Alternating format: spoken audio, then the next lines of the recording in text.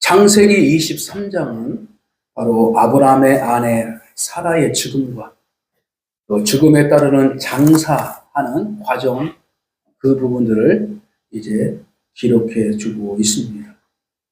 사라의 인생을 통하여서 우리 인생의 나그네 돼 있음을 드러나게 도와주시고, 그 나그네 인생이라는 그 자체를 잘 깨달아서 우리가 살아갈 때 무엇을 위해서 살아갈 것인가, 그리고 하나님께서 원하시는 삶이 무엇인가, 그리고 하나님께서 우리에게 인생인들에게 맡겨주신 그 인생의 삶이 무엇인가 라는 부분을 돌아보고 살필 수 있는 귀한 시간 되시기를 바랍니다. 본문을 통하여서 첫째는 나그네 인생인 아브라함을 가르쳐주고 있습니다. 즉 자신의 집과 모든 터전을 두고 함께 떠난 사라의 죽음을 통하여서 아브라함의 인생을 스스로 돌아봤어요. 하나님의 꿈을 가지고 살아가고 그 여정 속에서 바로 아내와 그 삶의 고비를 잘 견뎌가면서, 그리고 이삭을 또 하나님께 주신 그 인생을 통하여 기뻐하다. 그러나 그 기쁨은 또 잠시 또 이스마엘과 그 갈등 속에서 여러 가지의 그 삶의 고비가 다 있었는데, 결국에는 아브라함은 인생의 여정 속에서 하나님을 극적으로 믿고 절대적으로 의존하는 그러한 인생이 있음을 보게 된다는 것입니다. 그래서 그는 정착 생활을 하지 않았지만 하나님의 함께하여 주심으로 말미암아 그의 인생은 날마다 풍요로우며 하나님의 꿈을 가지고 살아가는 인생으로 만족하고 있었다라는 것입니다. 그러나 오늘 인생을 보면은 살아가는 아내가 죽음으로 말미암아 그 죽음의 시세 가운데에 이제 매장지를 구해야 되는데, 이제 그 매장지를 자기는 땅에 어떤 소유욕이 없기 때문에 그 지역에 있는 그 족장에 가서 얘기를 하고 구할 수 있도록 지불하겠다. 그러는데 이것을 그대로 바라보는 것이 아니라 아브라함에게 선대하면서 그것을 그냥 다 주겠다.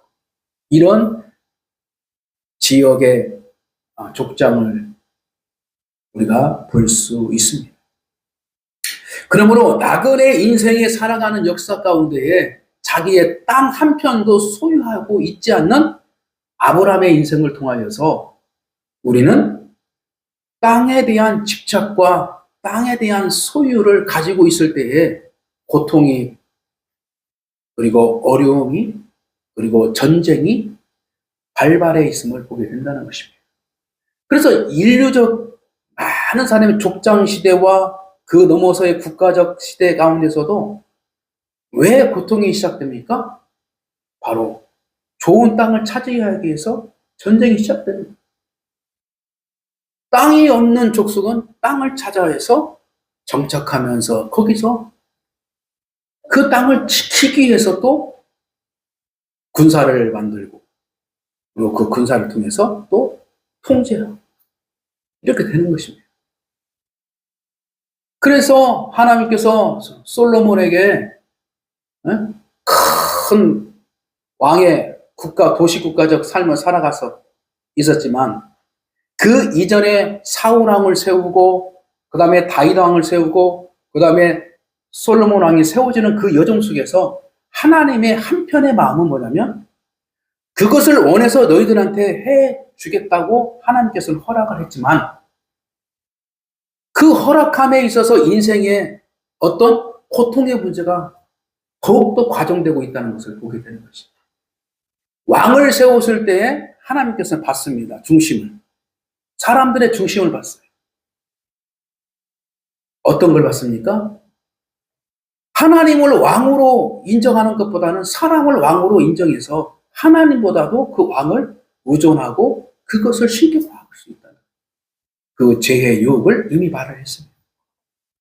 그리고 왕이 세워지게 되면 이제 군사를 소집해서, 강제로 소집해서 그 군대를 이끌어서 명목상 나라를 지킨다고 하지만 그 군사를 잘 양육하고 해야 되기 때문에 그만큼 백성들이 물량과 어떤 것들이 희생이 따른다는 것이에요. 근데 전적으로 하나님을 의지하고 살았던 광야의 세상 가운데서 하나님께서는 이기게 하셨고, 그리고 하나님의 뜻대로 살아갈 때마다 하나님께서는 모든 걸 다 해결해 주셨어요. 그런데 가나안 땅에 정착 생활을 하면서 그때부터 어려움이 시작. 그래서 이웃 족속이, 이웃 나라들이 자꾸 쳐들어오는 거예요. 쳐들어와서 땅을 차지하고, 그 다음에 농사 짓는 거 그냥 가지고 또 탈취하고 또 사람을 주고. 근데 그 시대가 뭐냐면 사사시대예요. 사사시대. 사사시대가 지난 후에 뭐냐면 사람들이 어떤 결정을 하면 우리도 다른 나라처럼 왕을 세워주십시오. 그래서 그때부터 이제 사울을 왕으로 세우는 그런 단계가 이루어지는데, 이미 하나님께서는 사무엘에게 백성들의 마음과 그 의지가 무엇인가라는 것을 분명하게 얘기하죠. 그리고 그걸로 인해서 고통이 시작되고 그 노동과 이 모든 것들이 가중되어 있을 것을 분명하게 하나님께서 말씀하셨다는 것입니다. 자, 이것은 무엇을 나타납니까? 땅을 차지하실 때에 인간들은 고통을 받을 수 있는 그 조건들이 가세요. 그것을 지키기 위해서, 그것을 차지하기 위해서. 이게 바로 인간들. 그러나 사라의 죽음을 통하여서 아브라함이 깨닫는 것은 뭐냐면 바로 땅을 차지하는 것이 아니라 하나님께서 주신 그 영적인 그 풍성한 행복감이 무엇인가 라는 부분을 분명하게 깨달았다라는 것을 성경은 기록하고 있습니다. 따라서 아브라함은 세상적으로 보기에 부족한 듯 하지만 자신은 풍성한 삶을 살아가고 있었다라고 고백하고 있습니다.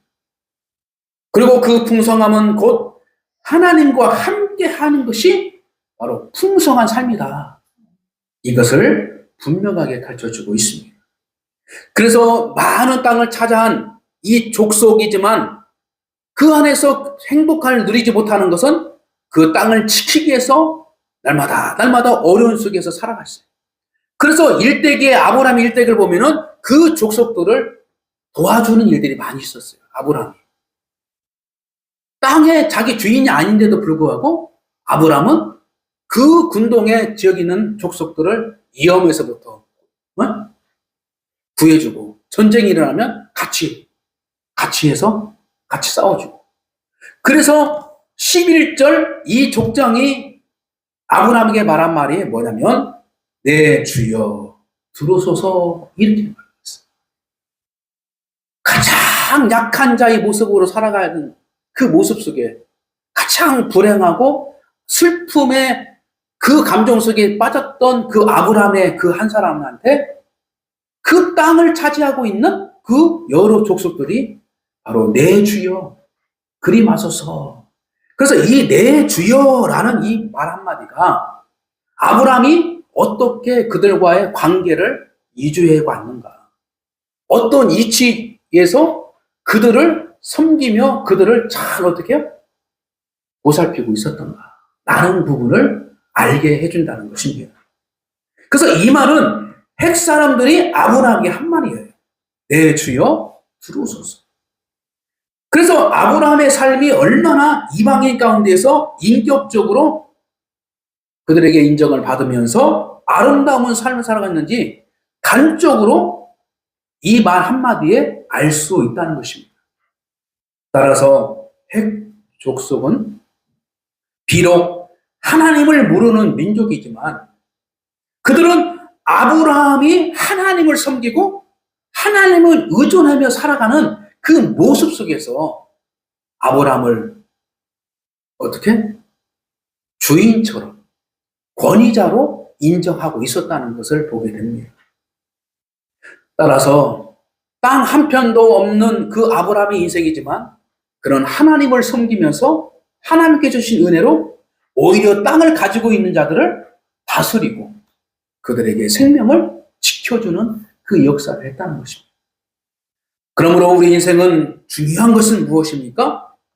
바로 땅을 차지할 수 없는 인생임을 우리는 일찍이 깨달았어. 그래서 신약의 역사를 통하여서 하나님께서는 어떤 지혜를 주십니까?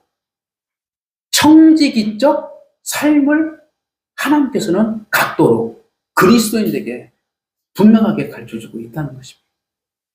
그래서 보이는 땅, 세상 땅, 그리고 보이지 않는 영적인 땅은 무엇으로 되면 바로 예수 그리스도가 품은 예수 그리스도 안에 있는 그 믿음의 공동체가 영적인 땅이에요. 근데 이 영적인 땅은 인간의 방법으로 그것을 성장시키는 것이 아니라 바로 하나님의 은혜와 하나님께서 다스림 속에서 믿음으로 그것을 보존하고 지킬 수 있다는 것을 보게 되는 것입니다. 그래서 우리 마음속에서 성을 지키는 것보다는 우리의 마음을 지키는 것이 더 어렵고 더 중요하다는 것을 성경을 분명하게 말한 것처럼 눈에 보이는 것, 이 모든 것들에 내 마음을 빼앗기는 것이 아니라 내가 먼저 내 마음 속에서 오직 주님을 주인으로 여겨서 주여, 주여 나를 불쌍히 여겨 주시옵소서. 주여 나를 다스려 주시옵소서. 주님께서 해결해 주십시오. 그래서 주님께서 내 마음을 끊임없이 다스려 주시고 지켜주셔서 마침내 주님의 믿음으로 하나님 앞에 서 나가는 것이 가장 행복한 것이고 그 다음에 우리가 인생을 살아가는 데 있어서 가장 중요한 것이다.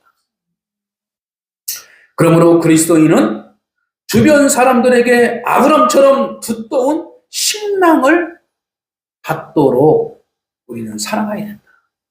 어떤 교리적, 어떤 윤리적, 어떤 육체적 힘, 이 부분이 아니라 하나님을 믿음으로써 하나님을 섬기는 그 모습이 바로 하나님의 뜻을 가지고 이웃을 향하여서 우리가 날마다 하나님의 믿음의 법을 우리가 실천해 나가는 그러한 자세가 필요하다는 것입니다. 그래서 가장 중요한 생명을 지켜줄 수 있는 그리스도인, 이것이 가장 중요합니다.